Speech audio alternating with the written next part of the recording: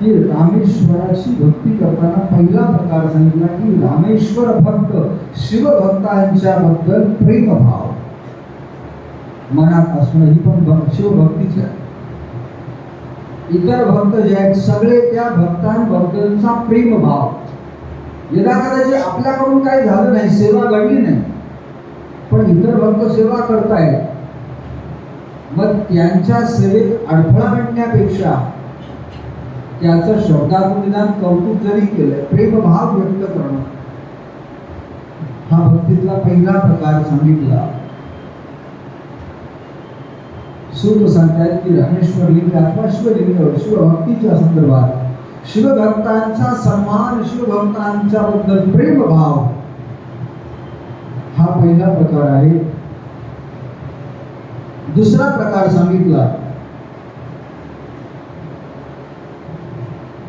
की त्या भक्तांनी जी शिवपूजा केलेली असेल ती शिवपूजा डोळ्यांनी पाहायचं आणि आनंदित होणं, ही पण भक्तीच आहे. आपल्याला भक्ती पूजा करता आली नाही.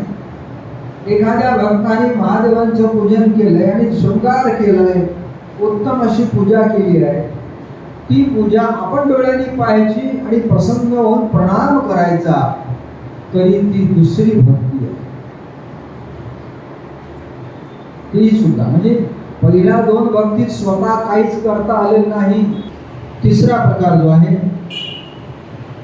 की स्वयं रामेश्वराचे अथवा जिथं जिथं भगवान शिवशंकराचं स्थान आहे स्वतः पूजा करणं, हा तिसरा प्रकार. स्वतः पूजा करणं.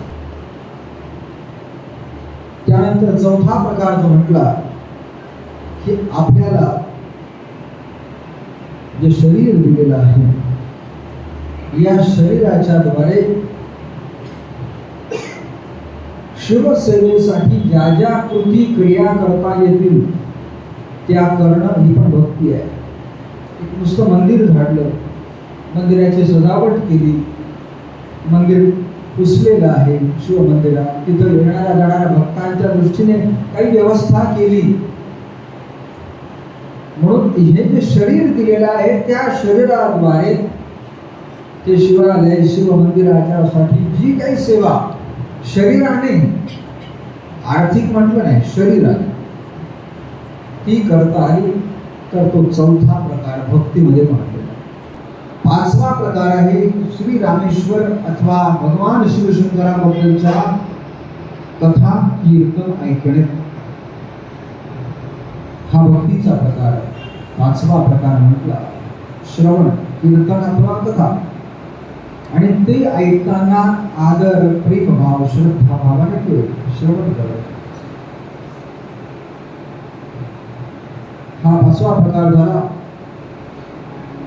सहावा भाग सांगितला, सहावा प्रकार म्हटला आहे की भगवंताची स्तुती करताना, महादेवांची स्तुती करताना गदगद भाव, कंठ दाटून येणे, डोळ्यात अश्रू येणे, कातर शब्दामध्ये स्वरामध्ये भगवत स्तुती करणे, हात जोडून, तर हे सुद्धा भक्तीचा भाग आहे. तो सहावा भाग आहे. सातवा भाग म्हणला की कुठेही असलो,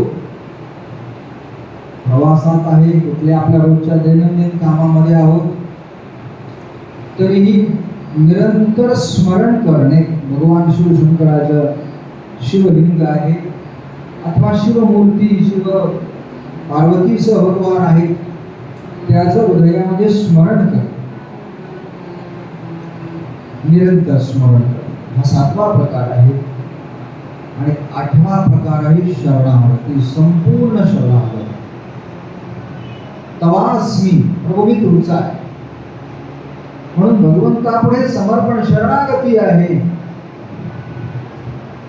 या शरणागत होणे आठवा प्रकार. भक्तीचे 8 गोष्टी सुरुवातीचे 2 भक्तांच्या संदर्भात आहेत आणि पुढचे 6 प्रकार स्वतः पूजनापासून ते शरणागती पर्यंतचे ते 6 प्रकार आणि आधीचे 2 असे 8 प्रकार भगवान शिवशंकराची भक्ती कशी करायची